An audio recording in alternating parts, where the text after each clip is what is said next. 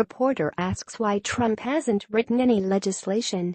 Sanders' response is Constitution 101. The Trump administration has made waves in their announcement that they will be ending Obama-era protections for young, undocumented immigrants, known as Deferred Action for Childhood Arrivals or DACA. According to a press release from the White House today, the Justice Department found that the Obama actions were unconstitutional. The legislative branch, not the executive branch, writes these laws. This is the bedrock of our constitutional system, which I took a solemn oath to preserve, protect, and defend. In June of 2012, President Obama bypassed Congress to give work permits, Social Security numbers, and federal benefits to approximately 800,000 illegal immigrants currently between the ages of 15 and 36. The typical recipients of this executive amnesty, known as DACA, are in their 20s. Legislation offering these same benefits had been introduced in Congress on numerous occasions and rejected each time.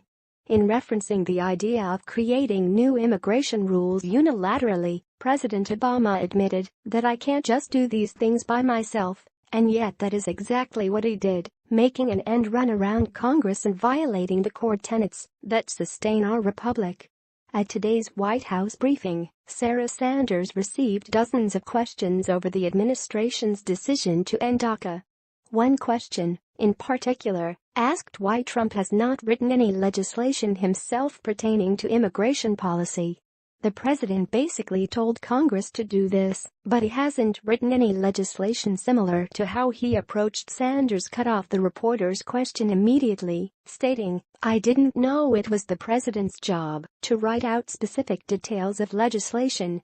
The reporter rephrased the question asking whether Trump was going to reach out to allies in Congress to introduce the legislation and work closely with Congress to determine how to go about the issue.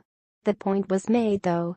According to the U.S. Constitution, the president does not write legislation, Congress does. Not understanding that principle seems to be the problem here. Watch the full event below.